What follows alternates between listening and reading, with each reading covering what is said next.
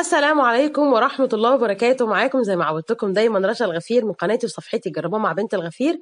زي ما انتم شايفين النهارده كده الصورة بتوضح ان الأكلة بتاعتنا النهارده اللي هنقدمها هي القرع العسلي.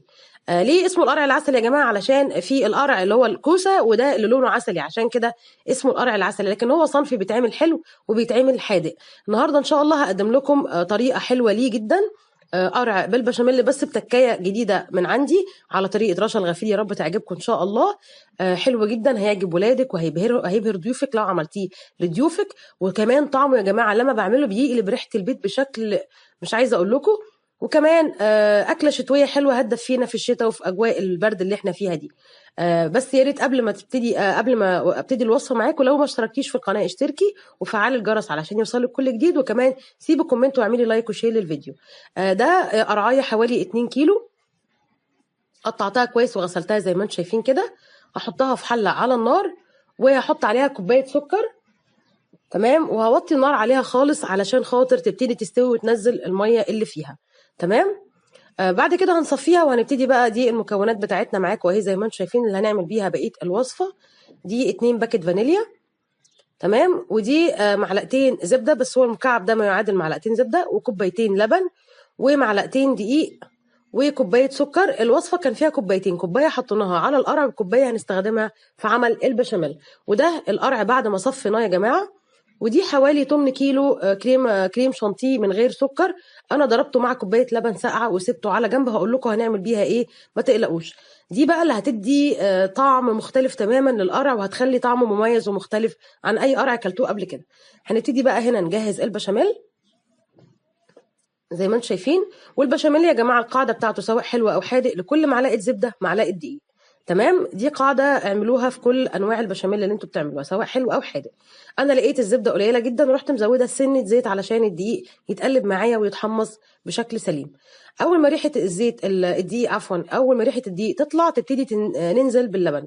بالمناسبه انا حليت اللبن وحطيت عليه الفانيليا، بس للاسف الخطوه دي ما اتصورتش. تمام. هبتدي كده انزل باللبن شويه بشويه وهقعد اقلب كويس علشان ما يتكتلش مني وما يكلكعش. هحط كميه اللبن كلها وهبتدي بقى اقلب كويس لحد ما البشاميل يبقى ناعم كده وحلو اهو زي ما انتم شايفين. وانا بحط بقيه اللبن الكاميرا كانت ساعتها مش بتصور، فانا بعتذر عن النقطه دي. انا هنا البشاميل استوى معايا، هحطه يبرد على جنب وهقول لكم هنعمل ايه هنا بعد ما برد. هبتدي بقى انزل بالتكايه بتاعتي اللي بتميز القرع بتاعي عن غيره. هحط البشاميل عفوا الكريمه اللي انا ضربتها مع اللبن. تمام. هبتدي اهو واحده واحده كده هنزل بالكريمه وهقلب.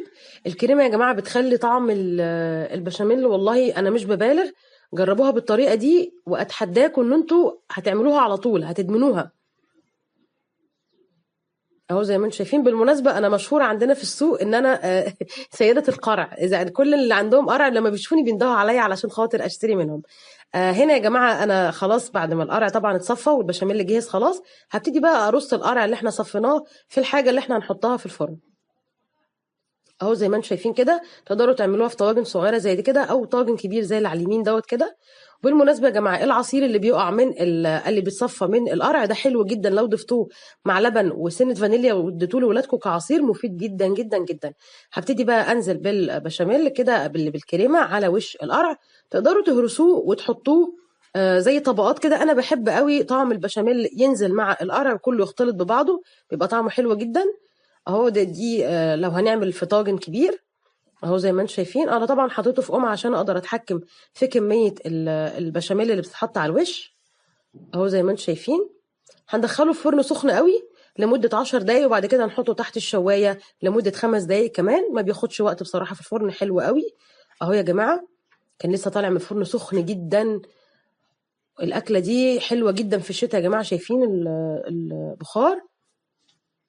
اكله شتويه هايله ان شاء الله. هبقى اقدم لكم منها ان شاء الله وصفات حلوه حادقه برضو، لان القرع من الحاجات المفيده جدا وغنيه بالبيتا كاروتين. ومعلومه يا جماعه احب اقول لكم عليها، ان اي فاكهه او خضار لونه اصفر او حتى بقوليات زي العدس مثلا.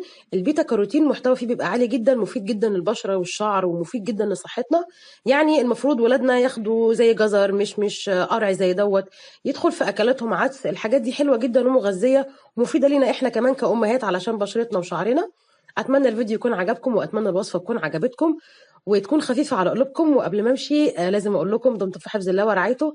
وما تنسوش تفعلوا الجرس قبل ما تمشوا، ولما كنتوش اشتركتوا في القناه تشتركوا وتعملوا لايك وشير للفيديو. ودمتم في حفظ الله ورعايته، والسلام عليكم ورحمه الله وبركاته.